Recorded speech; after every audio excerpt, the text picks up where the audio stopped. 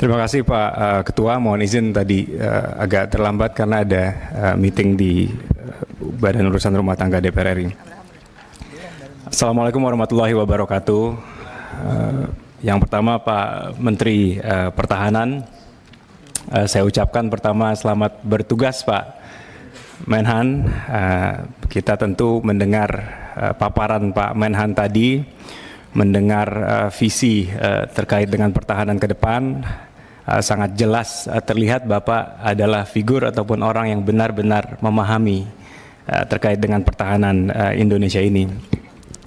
Dan saya juga sama seperti yang Pak Utut, Pak Ketua tadi sampaikan di awal, kita mendengar Bapak ini jenderal favorit ibu-ibu atau emak-emak waktu di era reformasi dulu.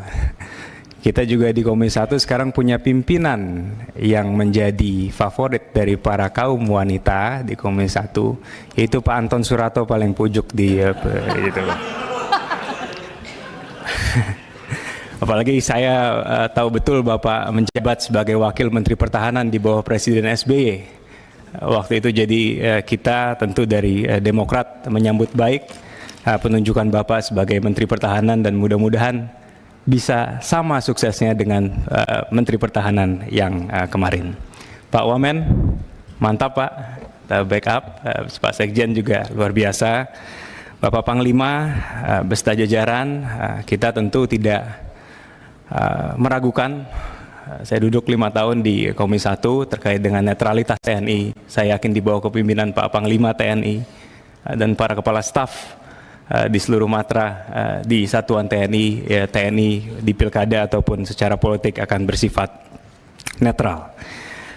Poin pertama saya Pak Ketua dan Pak Menhan ini terkait dengan diplomasi pertahanan di tengah ketegangan global. Tadi itu jadi salah satu poin utama Pak Menhan. Di 100 hari kerjanya Pak Prabowo ini luar biasa. Melakukan safari diplomasi pertahanan ke beberapa negara strategis.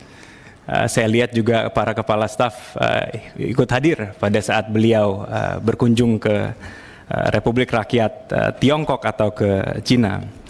Cuma mungkin yang menarik pertama Pak, saya minta penjelasan dari Pak Menteri Pertahanan, karena kemarin berita yang beredar adalah ada kesepahaman bersama saat ini antara pemerintah Republik Indonesia dan juga pemerintah Republik Rakyat Tiongkok terkait dengan 10 dash lines ataupun Laut Cina Selatan. Ini apakah ada implikasinya terhadap diplomasi pertahanan ataupun apakah ada yang Bapak bisa sampaikan yang berkaitan dengan isu pertahanan terkait dengan ini? Kedua yang menarik yang saya lihat Pak, ini diplomasi pertahanan yang bebas dan aktif dilaksanakan oleh Presiden kita. Berita yang beredar lagi-lagi karena ini rapat pertama, jadi kita mendapatkan informasi dari berita Pak Ketua.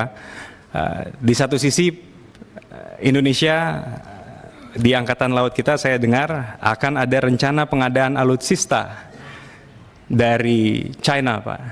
Ini mungkin nanti bisa dijelaskan.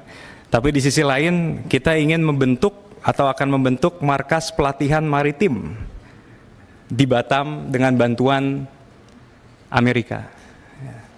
Nah, tentu pandangan Amerika membuat pusat pelatihan maritim di Batam adalah untuk meng-counterbalance atau meng-counter kekuatan dari Cina ataupun China di Laut Cina Selatan itu sendiri. Nah, pertama ini prinsip bebas aktif in action, kita dukung penuh, tapi tentu harapan kita jangan sampai langkah kebijakan diplomasi pertahanan kita ke depan justru bisa ada buah simalakama Pak, yang tadinya dari kita pandang kita bisa mendapatkan sebanyak-banyaknya dari dua kutub besar ini, tapi jangan sampai nanti ke depan itu bisa menjadi acuan atau pemicu eskalasi konflik yang lebih besar lagi yang terjadi di halaman rumah kita. Jadi pertanyaan saya kepada Pak Menhan, apakah hal-hal seperti ini sudah diantisipasi dan langkah antisipasi apa yang Pak Menhan sebagai pimpinan isu pertahanan dan juga diplomasi pertahanan Indonesia di kancah dunia, dan secara operasionalnya seperti apa Pak? Karena yang saya dengar Angkatan Udara saat ini agak kesulitan sebagai contoh mendapatkan suku cadang untuk mempersenjatai ataupun terkait dengan Sukhoi Pak, karena ada Katsa dan lain sebagainya. Apakah hal-hal seperti ini juga sudah dipertimbangkan terkait dengan modernisasi dan juga pembelian alutsista kita ke depan? Yang kedua Pak Ketua dan Pak Menhan yang saya hormati, terkait dengan dasar pembelanjaan alutsista kita ke depan. Rapat duduk di sini waktu itu diwakili Pak Wakil Menteri Pertahanan sebelumnya, sekarang beliau sudah jadi Kepala BIN. Beliau menyatakan Presiden kita Pak Prabowo sudah nggak mau lagi pakai istilah minimum, minimum, dan minimum. Jadi udah nggak mau minimum essential force, yang waktu itu dicanangkan waktu Bapak juga menjabat di Kementerian Pertahanan di bawah Presiden SBY. Sekarang kita mau pakai yang disebut dengan Standard Essential Force. Nah, saya minta, kalau kemarin Pak Wamen karena rapat terakhir, Wamen sebelumnya karena itu rapat terakhir Komisi 1 dengan beliau, kita pandang oke, Standard Essential Force. Kalau sekarang saya minta penjelasan dari Pak Menteri Pertahanan, Standard Essential Force itu apa?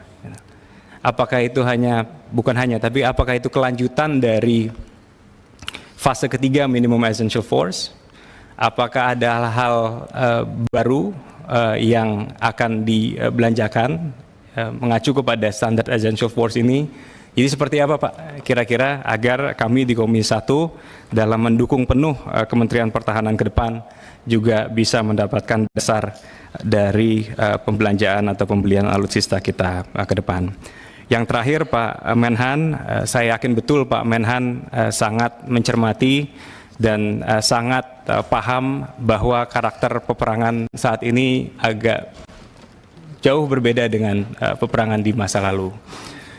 Yes, boots on the ground penting, yes, seluruh matra existing sekarang harus bisa diperkuat, tapi kalau misalnya kita berkaca kepada perang Rusia-Ukraine ataupun peperangan di wilayah lain, isu siber ini penting sekali. Bahwa satu kedaulatan siber dari satu negara dikuasai oleh lawan bisa rapuh kekuatan negara tersebut. Tadi Teh Nurul Arifin juga sudah membuka pertanyaan ini, tapi kalau tadi saya lihat, yes, mungkin ke depan kita dicanangkan akan mempunyai matra siber, tapi ini kan saya yakin perlu waktu Pak. Saya mau yang di bawah kendali dan tupoksi Bapak dulu sebagai Menteri Pertahanan saat ini.